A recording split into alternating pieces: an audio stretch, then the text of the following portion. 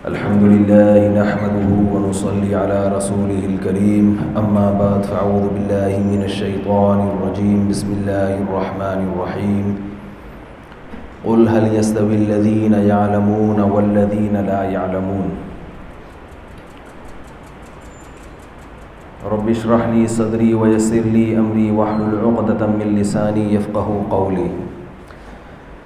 زیادہ لمبی بات آپ حضرات کے سامنے نہیں کروں گا، مختصر بات کروں گا، کیونکہ میں اپنے آپ کو اس کا اہل نہیں سمجھتا کہ آپ کے سامنے بیٹھ کے بات کروں۔ آپ کے مشائخ، آپ کے اساتذہ جو علم اور تقوی میں مجھ سے زیادہ ہیں، آپ ان کی نصیحتیں سنتے رہتے ہیں، تو میرے جیسے نالائق کا آپ کے سامنے بیٹھ کے خطاب کرنا یہ کسی بھی لحاظ سے مناسب نہیں ہے۔ الامر فوق الادب، حکم ہوا ہے تو بیٹھ گیا ہوں۔ تکرار کے طور پر، کیونکہ آپ بھی طالب علم ہیں، ہم بھی طالب علم ہیں، طالب علم ہونے کی حیثیت سے کچھ باتوں کا اگر مذاکرہ ہو جائے تو اچھا ہے۔ ایک سوال ہوگا کہ طالب علم ہے تو میں اوپر کیوں بیٹھا ہوں؟ وہ اس لیے کہ تاکہ سب کو نظر آؤں، سمجھ لیں، تو نظر آنے کی غرض سے اوپر بیٹھا ہوں، نیت میں نے یہ کی ہے۔ آپ حضرات کے مدرسے کا آج دورہ کیا، بالکل توقعات سے ہٹ کر ایک ماحول پایا، یہاں کے اساتذہ سے ملا، تصورات سے بالکل ایک الگ دنیا پائی ہے، اور ہم اپنے آپ کو بہت بڑا فنڈر سمجھا کرتے تھے۔ تو یہاں آئے تو ہمیں پتہ چلا وہ فوق کل ذی علم علیم۔ یہاں کا تو نصاب، آپ حضرات کے امتحانی پرچے دیکھے ہم نے، پرچے دیکھ کر اندازہ ہو رہا تھا کہ ان دلوں میں کافی تیل ہے الحمدللہ۔ تو آپ حضرات کو شکر ادا کرنا چاہیے کہ اللہ تعالیٰ نے آپ کو ایک ایسی علمی درس گاہ سے جوڑا ہوا ہے جہاں کی علمی استعداد ماشاءاللہ بہت زبردست ہے، نصاب بہت زبردست ہے۔ تو میں نے آپ کے اساتذہ سے عرض کیا ہے کہ اللہ نے ہمیں بھی ہول سیل کے حساب سے اولاد دی الحمدللہ، شریعت کے مطابق اولاد ہے ہمارے پاس، ٹھیک ہے۔ اسلام میں 2-4 بچے نہیں ہیں، تزوج الودود الولود، بچے ہمارے پاس الحمدللہ درجن ہیں۔ تو میں نے ارادہ کیا ہے اپنے بچوں کو بھی انشاءاللہ میں یہاں داخل کروں گا، یہاں کے ماحول سے بڑا متاثر ہوا، نصاب تعلیم سے، لیکن ابھی چھوٹے ہیں، آپ انتظار میں نہ رہیں کہ اگلے سال آ جائیں گے، تو ارادہ کیا ہے۔ تو آپ حضرات کو شکر ادا کرنا چاہیے، اپنے اساتذہ کی قدر کرنی چاہیے کہ ایسا ماحول دیا ہے، اور بڑا زبردست نصاب تعلیم ہے۔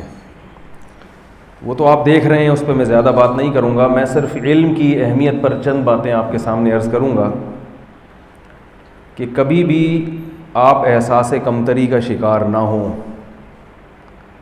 اللہ نے جو نعمت آپ کو دی ہے وہ نعمت بہت کم لوگوں کو ملتی ہے، جسے علم دین کہا جاتا ہے، دین کا علم کہا جاتا ہے۔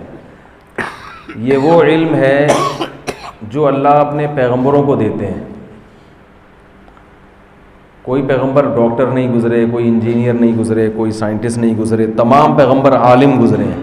کسی علم کی نفی نہیں ہے، میڈیکل سائنس کی اپنی اہمیت ہے، انجینئرنگ کی اپنی اہمیت ہے، سب علوم کی اپنی اہمیت ہے۔ حدیث میں ہے نحن معاشر الانبیاء لا نورث درہما ولا دینارا، انبیاء کی وراثت بھی تقسیم نہیں ہوتی۔ تو آپ صلی اللہ علیہ وسلم نے فرمایا اللہ معطی ہے اور میں کیا ہوں؟ قاسم، تقسیم کر رہا ہوں۔ تو وہ کیا چیز آپ صلی اللہ علیہ وسلم نے تقسیم کی ہے؟ وہ یہ دین کا علم ہے جو علماء حاصل کرتے ہیں اور اپنے سینوں میں محفوظ کرتے ہیں۔ تو یاد رکھو، علم دین حاصل کرتے ہیں علماء، جن کو عرف میں مولوی کہا جاتا ہے۔ کیا کہا جاتا ہے؟ تو معاشرے میں اگر مولوی کی اہمیت ہوگی تو علم دین کی بھی اہمیت ہوگی، اور اگر مولانا علم کی اہمیت نہیں ہے تو مولانا کی بھی اہمیت نہیں ہے، کیونکہ علم تو یہی مولانا لوگ ہی حاصل کرتے ہیں نا، علم دین۔ تو میں لوگوں سے کہتا ہوں اگر آپ کو علماء کی اہمیت کا اندازہ لگانا ہے تو ایسا معاشرہ دیکھ لو جس میں علماء نہیں ہے، باقی سب کچھ ہے، اس معاشرے کا حال دیکھو کیا ہے جا کے۔ ان ممالک میں دنیا کی ہر چیز ہے، دنیا کی جیسے آپ نے حلوہ بنایا اس میں پستہ بھی ڈال دیا، بادام بھی ڈال دیا، گاجر بھی ڈال دی کوٹ کے، اور کدو بھی ڈال دیا، اور کھویا بھی ڈال دیا، چینی ڈالنا بھول گئے آپ. تو اس معاشرے میں سائنس اور ٹیکنالوجی کی انتہا پر ہیں، موبائل بھی ہیں، 600 کلومیٹر فی گھنٹہ کی رفتار سے بھاگنے والی ٹرینیں بھی ہیں، اور آسمانوں کی سیر کرنے والے خلائی سیارے بھی ہیں. ان کے پاس مولوی نہیں، مولوی نہیں ہے. یہ حلال ہے، یہ حرام ہے، یہ جائز ہے، یہ ناجائز ہے، یہ پاک ہے، یہ ناپاک ہے، یہ مکروہ ہے، یہ بتانے والا کوئی بھی نہیں ہے. جس کا نتیجہ کیا نکلا کہ اخلاقی طور پر وہ لوگ بالکل تباہ ہو گئے، کیونکہ کوئی ایسا نہیں ہے جو ان کو یہ بتائے کہ بوڑھے باپ کو اف کرنے کی اجازت نہیں ہے. وَلَا تَقُلْ لَهُمَا اُفٍّ وَلَا تَنْهَرْهُمَا وَقُلْ لَهُمَا قَوْلًا كَرِيمًا. یہ بتانے والا اس معاشرے میں کوئی بھی، یہ بتانے والا تو ہے کہ یہ موبائل کیسے وجود میں آیا، اس کی یونیورسٹیاں ہیں، اس کے سافٹ ویئر، اس کی ایپلیکیشن کیسے ڈاؤن لوڈ ہوتی ہے، کیا ہوتا ہے، یہ سب بتانے والے تو ہیں. یہ بتانے والا کوئی نہیں ہے کہ ماں کا کیا حق ہے، باپ کا کیا حق ہے، بیوی کا کیا حق ہے. ان کے ہاں یہ بتانے والا کوئی بھی نہیں. خود یہ بتانے والا کوئی بھی نہیں ہے کہ نکاح بھی کوئی چیز ہے. وہ تو ان کا ایک کلچر کا حصہ ہے، تو تھوڑا بہت باقی رہ گیا. نکاح ختم ہوا تو جس قوم میں نکاح کا رواج ختم ہو جائے تو پھر باپ نہیں رہتا، ماں نہیں رہتی.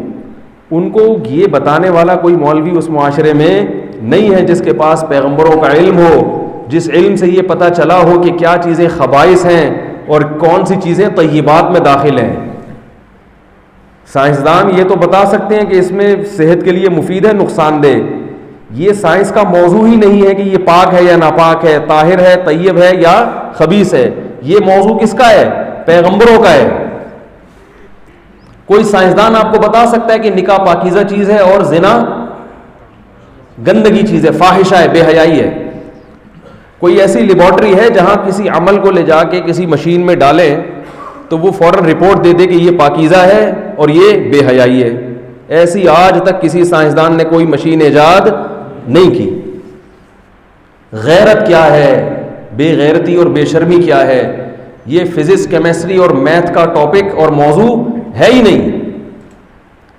انسان کو انسان بنانے کے لیے صرف میڈیکل سائنس کا علم کافی نہیں ہے. انسان کو انسان بنانے کے لیے اس علم کی بہت شدید ضرورت ہے جو علم پیغمبر لے کر آئے ہیں. اگر اس علم کو آپ انسانوں کی فہرست سے نکال دیں گے تو انسان میں اور گدھے میں کوئی فرق باقی نہیں رہے گا، کیونکہ انسان ماہیت کے اعتبار سے حیوان ہی ہے. میڈیکل سائنس میں جو انسان کی ڈیفینیشن ہے وہ کیا ہے؟ حیوان، مہذب حیوان، کوئی فرق نہیں ہے. لیکن انسانوں میں ایک الگ سے اللہ نے ایک چیز رکھی ہے، وہ اچھی صفات، جس کو قرآن میں کہا وَيُزَكِّيهِمْ. محمد صلی اللہ علیہ وسلم کیا کریں گے؟ ان کا تزکیہ کریں گے. تزکیہ کا مطلب کیا ہے؟ اچھا انسان بنائیں گے. اب میں جلدی سے بات کو سمیٹ کے ختم کرتا ہوں.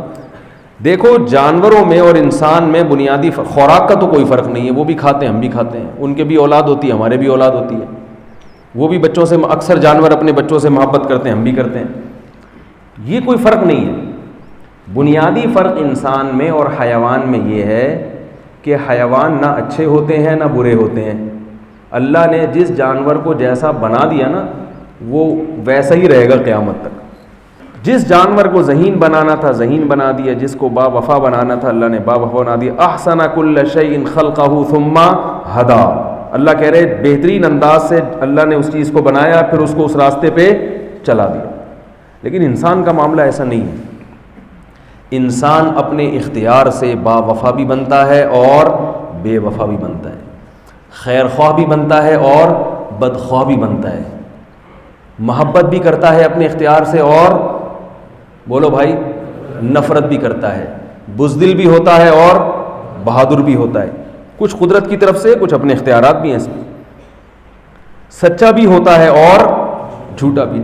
اللہ نے جیسا بنا دیا. انسان کا معاملہ ایسا ہے کہ یہ سیکھنے سے اس میں وفا پیدا ہوتی ہے، اپنے اختیار سے یہ سوچتا ہے، شکر گزار بنتا ہے.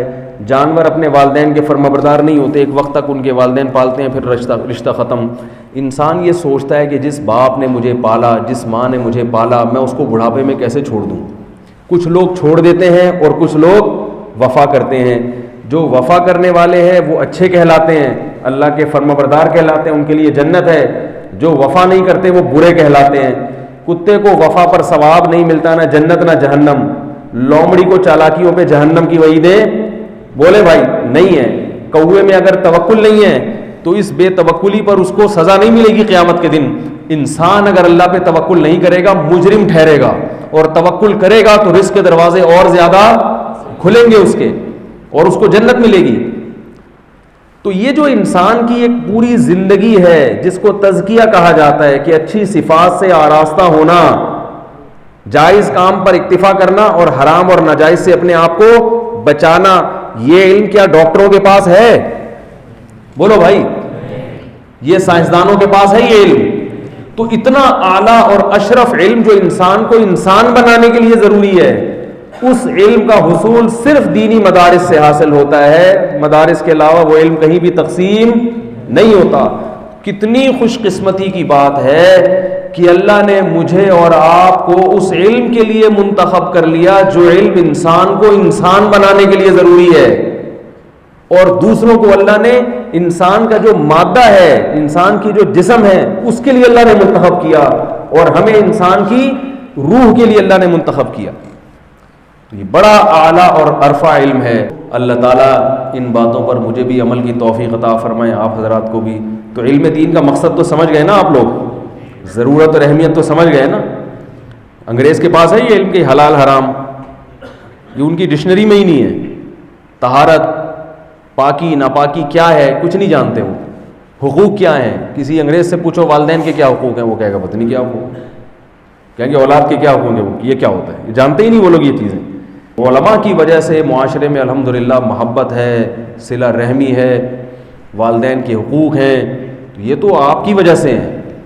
تو اس لیے اپنے آپ کو خوب شوق و رغبت کے ساتھ علم حاصل کریں، اور یہ سمجھیں کہ اللہ نے آپ کو سب سے زیادہ اونچے کام کے لیے منتخب کیا ہے. اللہ تعالیٰ سمجھنے کی، عمل کرنے کی توفیق عطا فرمائے. سبحانک اللہم و بحمدک، نشہد ان لا الہ الا انت، نستغفرک و نتوب الیک.